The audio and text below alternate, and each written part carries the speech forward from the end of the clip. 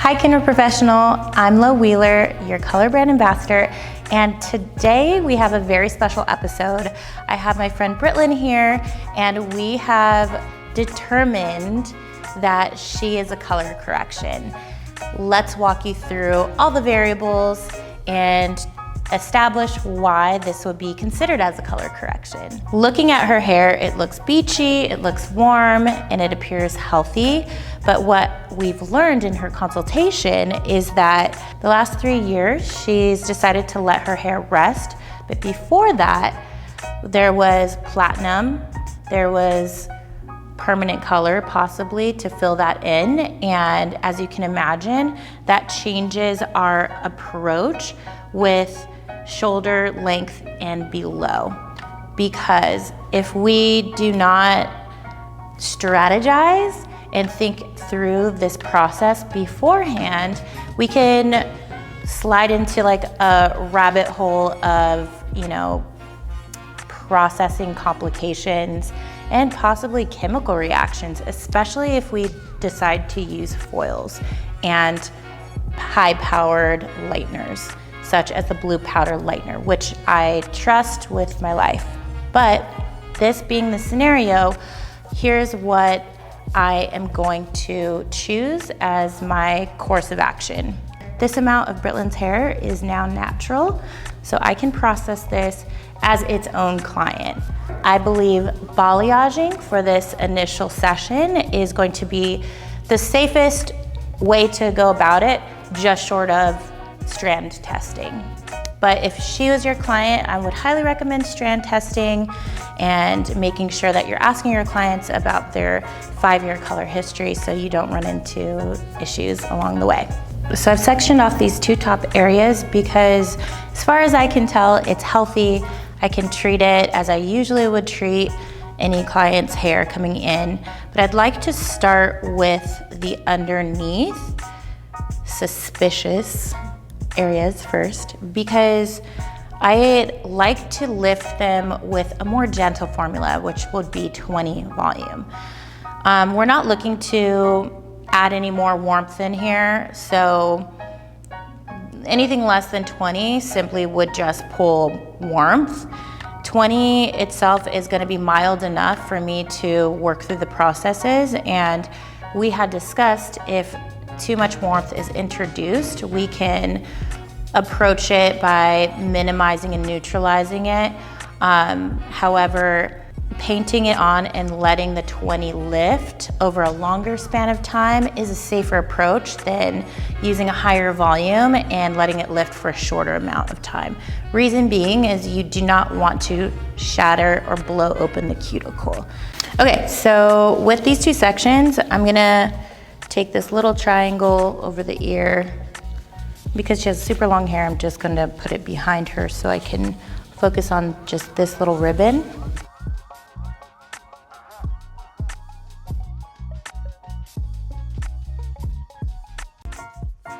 Okay, so now I'm done with these lower sections. So what I'm gonna do is bring this next section forward and then lay some lightener on top of it. I'm adding a high point just above the ear, but not directly in front of it. This little pocket is just gonna create a nice little natural bridge next to a more dominant money piece.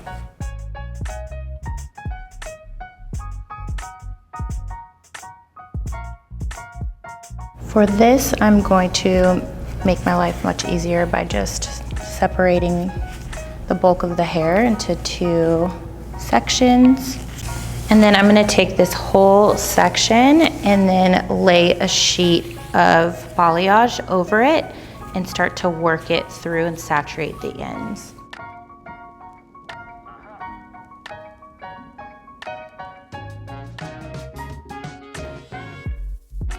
When you're doing color corrections and lightening over pretty much platinum blondes, you need to work quickly and you need to be able to make pretty quick decisions.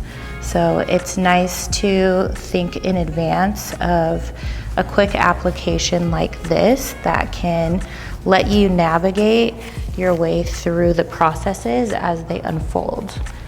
Okay, so let's take a look on how we're doing in the front. This is super important to monitor because if you notice that the lightener, even as gentle as it is to use 20 volume, if the lightener starts to feel warm or starts to change its composition, you would want to definitely take measures to get this product off of the hair. She seems to be doing really well. I think we've made some really good choices for her. So at this point, I'm just gonna keep a watchful eye as I move towards the front pieces of her hair, which I believe won't be an issue whatsoever. I would like to keep her pretty natural. Again, I'd like to start with the front because even if we, through all the rest of the processes, don't necessarily achieve a lighter blend, at least the front has that anchor, that pop, that lightness that we're looking for. So in situations where you have to think outside of the box, I always consider how I'm leaving the very front because the front's what we look at every day. So I want to make sure I'm making those calculated decisions to do my best within my power to make sure that that has like a nice blended and bright look. Okay, for this part of Britlin's hair, I'm switching over to Blue Powder Lightener, 30 volume.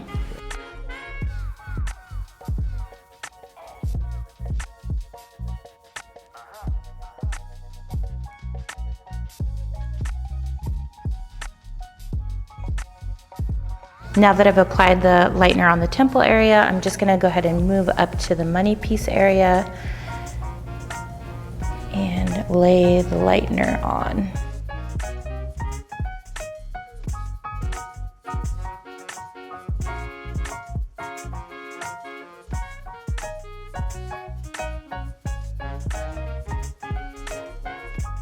Okay, so now that we're working within the top section, it's basically a triangle section just at the crown. So I'm gonna go ahead and cut that in a diagonal. So now I have a kind of rectangle and then I have a miniature triangle just beyond that. So now that I'm isolating this section, I think what would be super pretty is if we come in and leave this as negative space, so then we can pop in another high here and have that draped down. So that's exactly what I'm gonna do on each side, is have a lower point, and then it'll just give like a very soft transition.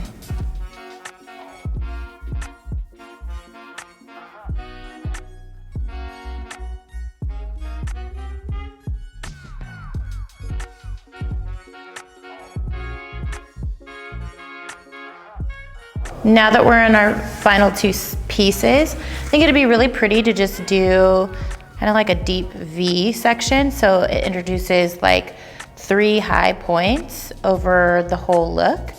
And then we will let her process for increments of 5 to 10 minutes so that we're in control of our porosity.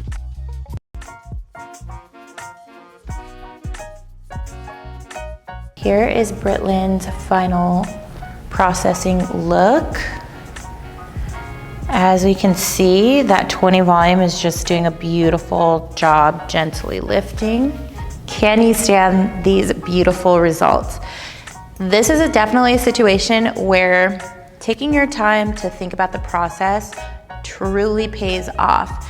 You know, this could have been a totally different situation had I gone in with foils and 30, because as we discussed early in the onset of this tutorial, some unpredictable chemical reactions could take place with the extra heat of the foils and the extra levels of lift within the developer. We took the safe road and it came out so beautifully. So just to recap on what we toned with, we decided to give a slight shadow with a level 5 Demi-permanent in 5N, and then all over I decided to do 2 toners. So the rinse out for her balayage was quite a bit warm. There was some inconsistencies, as you could expect. So to fill her color, we use the Beige Rapid Toner. I love this formula because it not only has violet to cancel out unwanted warm tones, but it has gold as well to soften and enhance. So we filled her hair with that to start and let it fully oxidize. I believe it was like a matter of 15 minutes total processing time. And then we rinsed that out and then layered over that a simple 9N just to bring balance in, you know, connection to all of the dimensional pieces throughout her hair. And here's the result. It came out so beautiful. Her hair feels gorgeous and it just came out better than I even expected.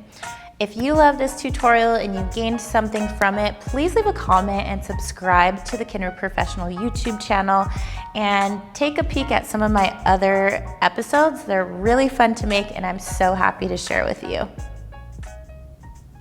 Perfect.